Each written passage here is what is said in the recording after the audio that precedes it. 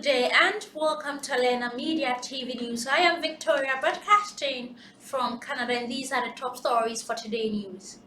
Aid enters Ethiopian territory controlled by Tigray forces. Protesters march through byword market in support of Tigray. South Sudan rivals sign security deal. Rising hunger looms in Sudan with little aid in sight. Bringing you this in detail after the short break. Stay tuned.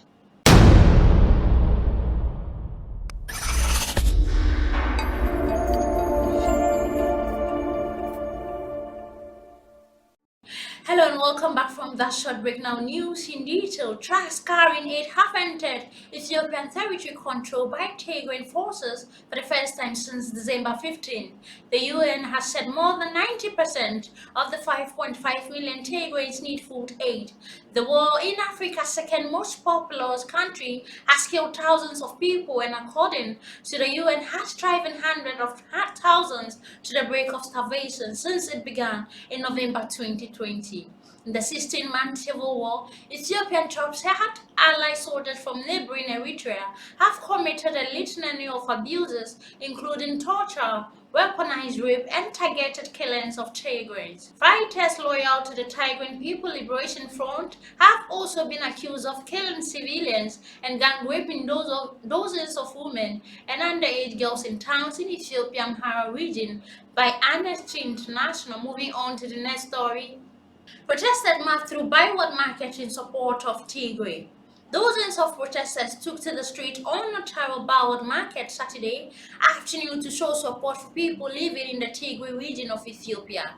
A convoy of food aid truck entered the Tigray region Friday. That is the first time humanitarian convoy to do so since December 14th.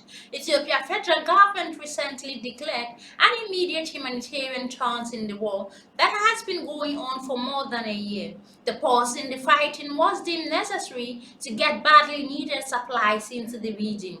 The UN estimates 90% of Tigray's 6 million people are in urgent need of humanitarian assistance. The truck that arrived Friday will carry more than 500 metric tons of supply. Moving on to the next story, South Sudan rivals signed security deal. In a major breakthrough, the president and his deputy sealed an agreement to unify the command of the security force, a deal that eases political tension in the East African country.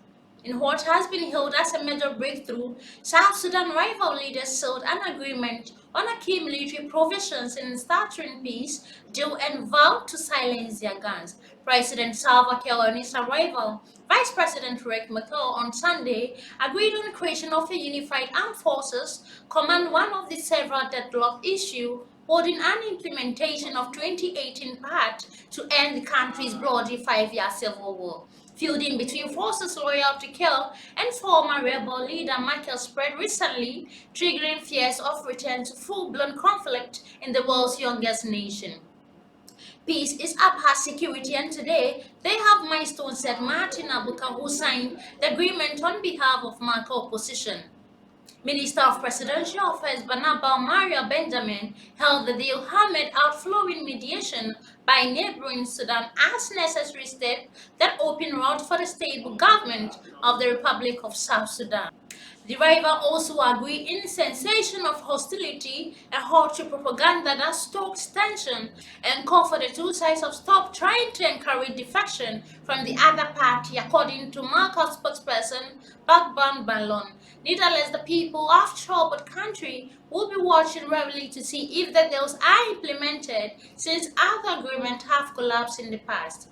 Both Kiir and Machar were at the ceremony in the capital Juba for the signing of the accord, which stipulates a 60-40 distribution in favor of the president's side of leadership posts in the army, police, and national security forces. Moving on, rising hunger looms in Sudan with little aid in sight.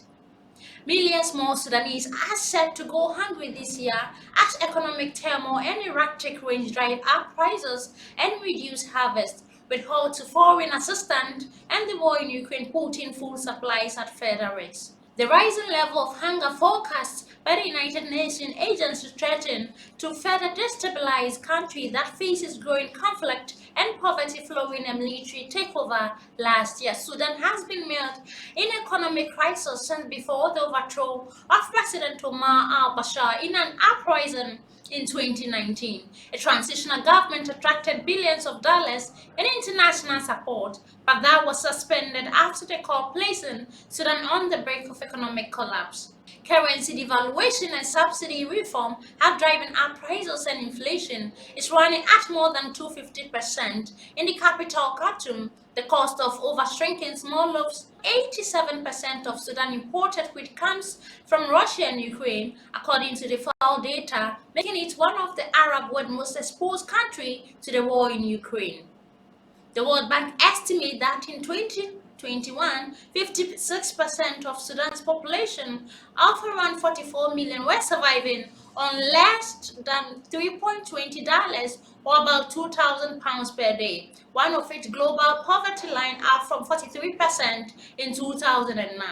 Last week, the World Food Programme estimated that the number of people experiencing levels of hunger that will force them to sell essential assets or who have nothing more than to sell would double by September to 18 million. Aid agencies have long worked to help the rural poor and people displaced by war in Sudan. In 2019, the WFF extended its operation to urban centers for the first time. This jump didn't happen yesterday or a couple months ago. It's been building, said Marian Ward, WFP Deputy Countries Director. This is why I end the news on Elena Media TV. I am Victoria, and thanks for watching.